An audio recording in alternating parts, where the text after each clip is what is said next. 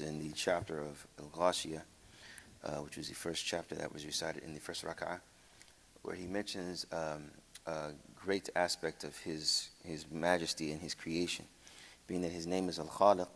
And scholars mention when they couple the greatness of Allah subhanahu wa ta'ala, they say he is Al-Khaliq, Al-Raziq, Al-Mudabbir. He is a creator, he is a provider, and he is the one that controls all affairs. So if you think about anything that is created, Allah brings it into existence, into this earth, and then he provides for it. So for all of us, he created us through the manifestation of childbirth, but then throughout that he provides for us by providing for us with health, with wealth, and then also of how we possibly may use our time with that health that we have and the well-being that he has given us in this life. But then al-Mudabbir, that he's in control of all affairs. Throughout this time that you're going throughout your life, and you're using what Allah has given you through your wealth, you're using what Allah has given you through your health, i.e. his rizq from Ar-Razaq, he still has control over all affairs. So remembering things that you do within your power, it may not fulfill your expectations or what you have wanted to happen in your life in a particular situation, with you or with others, but know that he is al-Mudabbir, that he has ultimate control. When we have these three in mind, it makes us of those that strive for the best, to be the best version of ourselves, but at the same time realizing that it's not all up to ourselves. We have no ultimate control. But the verse I want to talk about is where Allah subhanahu wa ta'ala just concentrates on the first part of the Khaliq, of him being the creator. He says, أَفَلَا يَنْظُرُونَ إِلَى الْإِبِلِ كَيْفَ خُلِقَتْ وَإِلَى السَّمَاءِ كَيْفَ رُفِعَتْ وَإِلَى الْجِبَالِ كَيْفَ نُصِبَتْ وَإِلَى الْأَرْضِ كَيْفَ سُطِحَتْ. He says, do we not look at the camel? أَفَلَا يَنْظُرُونَ إِلَى الْإِبِلِ كَيْفَ خُلِقَتْ. Do we not look at the ibl, the camel, and how it's created, and how the sky was raised, and how the earth was made as a resting bed?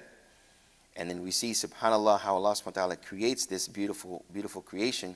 He just says, just stop and take a look around you. Basically is what he's saying is take a look around you. How things are created, how things are very different, the colors, the texture, the senses that we have to encounter any of these forms of creation. Just realize that it is not with your own accord.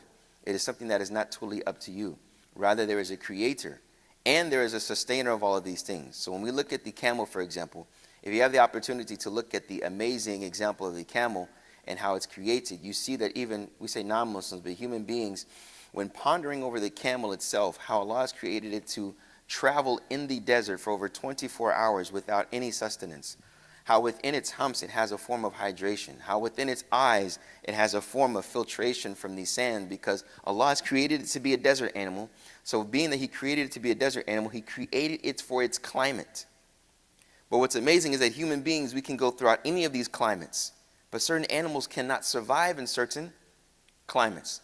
Just pondering over that aspect of creation, of the differentiation between human beings and other than human beings, they may be and are climate based. This is why they have to migrate to certain areas of the world when the seasons change.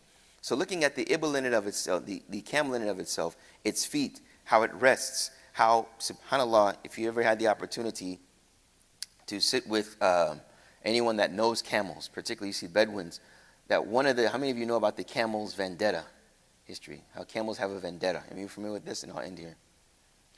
If any of you were to see a camel, a mother camel, with her son or daughter or child, and you were to whip their child, okay, if you were to whip their child, or if you were to mistreat their child, the camel, years later, if the camel sees you, the camel will punish you.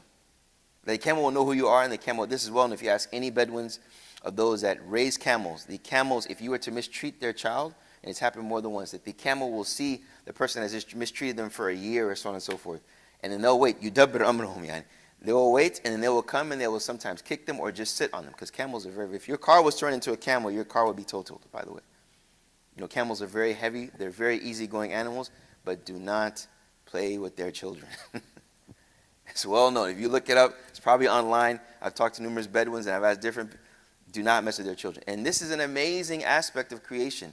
But the thing is, it really isn't amazing because this is how Allah has created them.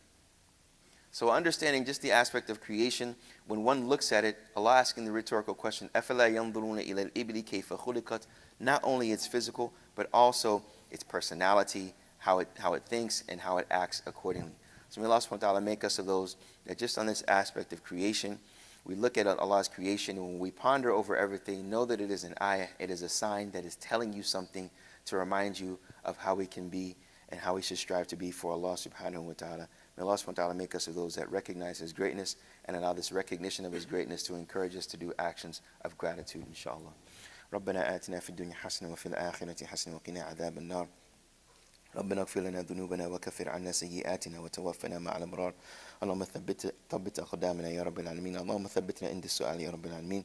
اللهم اجعلنا من أهل القرآن الذين هم أهلك وخاصتك يا رب العالمين. اللهم اغفر لنا ذنوبنا وكفر عنا سيئاتنا وتوفنا مع الأبرار. وصلى الله وسلم وبارك على نبينا محمد وعلى آله وصحبه الأخيار.